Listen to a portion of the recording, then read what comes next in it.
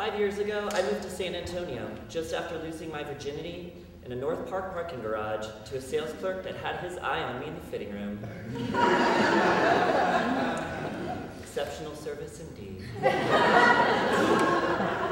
The experience made me realize that I hadn't been living enough, so I decided to make a change. Let go and quite literally, let loose. I'd lived there only a few weeks when I met Steven, a coworker at the Gap. He was also new to the area and was looking for someone with whom to paint the town slutty red. Our friendship grew really quickly, and before I knew it, we'd become roommates, drinking almost every night, playing wingman to each other's hookups. However, one late autumn night changed that. That day, we had both started drinking immediately after work. So by the time we had reached bar number 4, I was a loose cannon. It was one we frequented often, with dark corners and handsy customers. While ordering our usual dirty martinis, we met 2 smooth talkers. We'll call them Ron and Jeremy.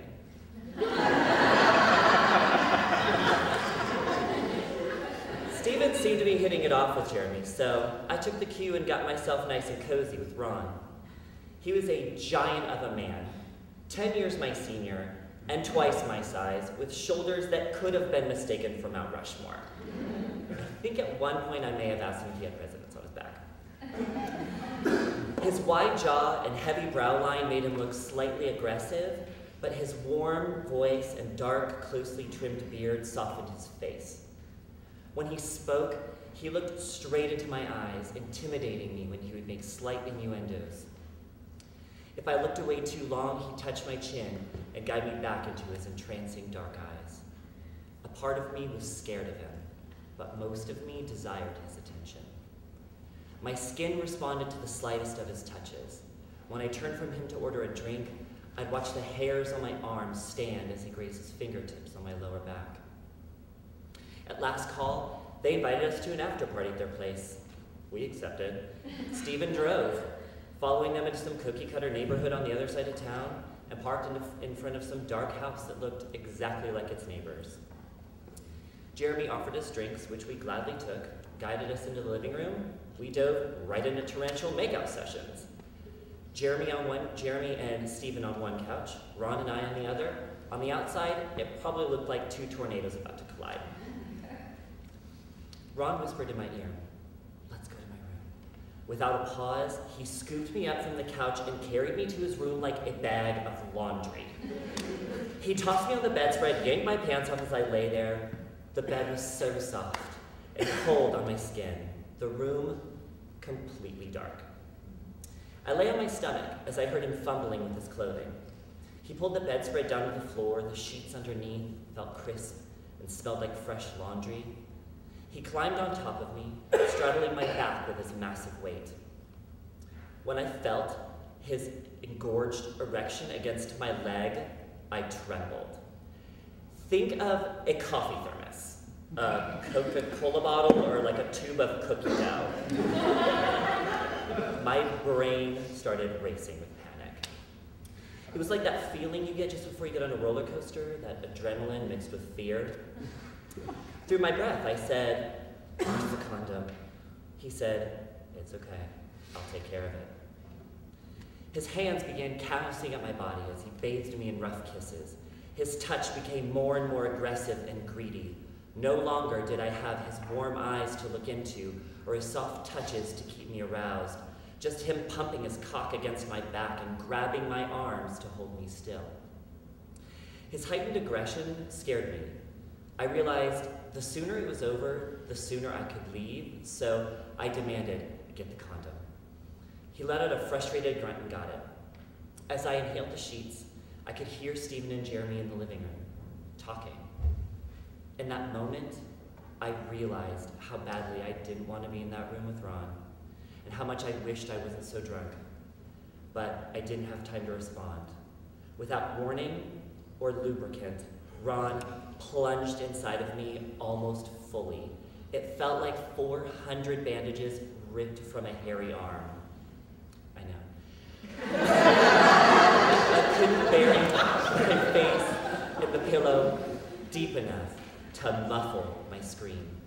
If I hadn't been so drunk, I probably would have been crying from the pain. Hold on, it hurts. I need a minute, I said over my shoulder through gasping breaths, but he never stopped pumping. After a few moments, he said, I'm almost there, then quickly turned me over on my back and pushed back inside, the pain so intense it was almost numbing. No, stop, it's hurting. He kept pushing. No matter how many no's I repeated, he never let up. I tried to reach for the nightstand, hoping to feel a lamp to rid the darkness that surrounded us, but he pressed his hand firmly on my chest when I tried to free myself. His panting grew deeper, then his grip slightly loosened as he came. I grasped the edge of the bed and leapt up on my side, switched on a small lamp. I looked down and saw small smears of blood on the sheets. Then his erection unsheathed. He had pulled the condom off at some point, and it lay out on the floor beside the bed. The moment was so sudden I didn't even have time to react. Get the fuck out, he screamed. He grabbed the back of my head, shoved me off the bed with his other hand, slamming my left shoulder against the corner of the wall. I stumbled out of the room with my clothes, piercing pain in my shoulder and collarbone. Stephen was standing in the hallway, shock on his face. On the way home, he kept asking what happened, but I couldn't speak. I took a week off from work. The pain in my rectum lasted for several days. I couldn't bear to leave my house the whole time except to see a doctor. I found out that there was no major damage, but I could still be at risk for HIV. So for the next 3 months, I lived convinced I contracted it and blamed myself for even getting into the situation. I thought about how I might tell my parents. When I came out to them 2 years prior, one of the first things they warned me was getting the AIDS virus. Because neither Stephen nor I remembered where the guys lived, and none of us exchanged numbers, there was no way for me to confront Ron. I was disgusted by the thought of his hands on my body. Hatred raged in my heart because of how he turned my body into a shell. In one night, my mind had become a war zone and my trust a ghost. Spring was just about to bloom when I went in to get again for testing. Negative. Though relieved, I couldn't shake those feelings of shame and embarrassment. It was then I realized I needed to forgive myself. But still, for 2 years, I was haunted by those blood-stained sheets. I stopped having sex completely. I was done trying to find life in reckless behavior, but Stephen wasn't, so I moved out. Without that tenuous bond, our friendship was doomed, and I saw clearly how fickle our friendship was. It's been 4 years since that night. Sometimes the pain in my shoulder still pulses, and sometimes my trust slips a little. But I've learned to love without waiting for the bruise, and to make love feeling like I deserve it. I've learned that it doesn't matter how drunk someone is or how much he or she leads you on. Rape starts with the first no.